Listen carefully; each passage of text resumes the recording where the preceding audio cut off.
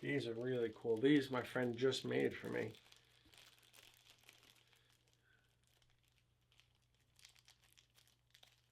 So what this is, it is the American flag done in Damascus by Jocko. And this right here is the burnt end of the Damascus. So this is what you see on the front side. But as he's forging it, this is the whole bar would be coming this way, right? So this is like the ending of the pattern, just like you see here. This is the end of the billet.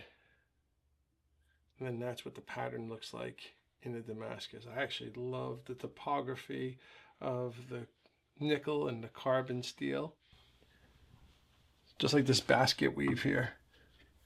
See, that's a basket weave by Robert Egeling. And then that's what it looks like on the other side, where they would use that as a bolster material. And if you look at this one's pretty cool. It looks almost like something out of a cartoon. Oh, wow. And that's what So Robert Egeling is the master of Damascus. There is a gun company called Cabot, and Cabot produces, you know, multiple thousands of dollar pistols, and they bought all of his Damascus for his guns. So that's pretty cool. Look at this. This right here. If you look, it's a cobra done in Damascus. Pretty sweet. And that's what you can call mosaic Damascus. Let me see the other side of it.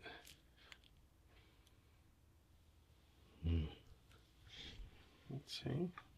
This is also another, this is a different Damascus maker of the American flag.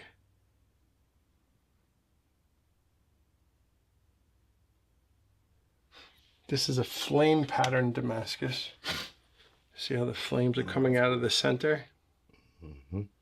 So it's kind of cool to be able to see the different abilities that these makers have. This is a zebra pattern.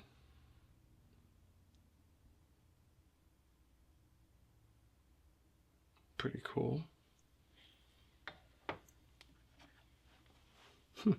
This is Don Hansen's Damascus. If you look, you can see a D and an H for Don Hansen. And then that's a mask in the center.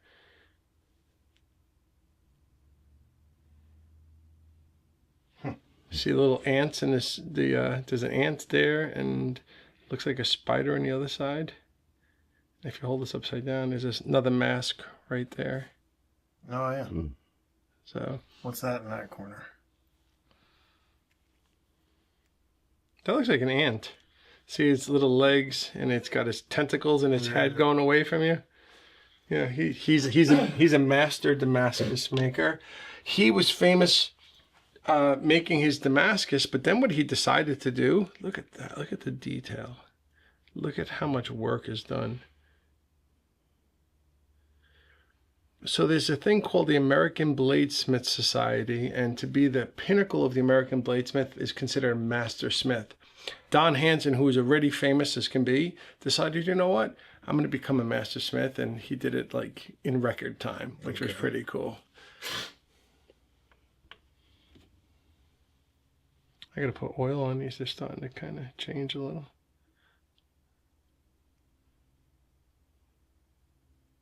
Not to be the Canadian flag too.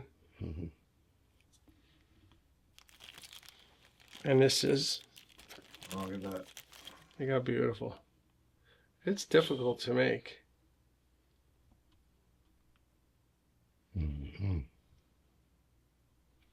So pretty cool stuff, right? That's something you see every day.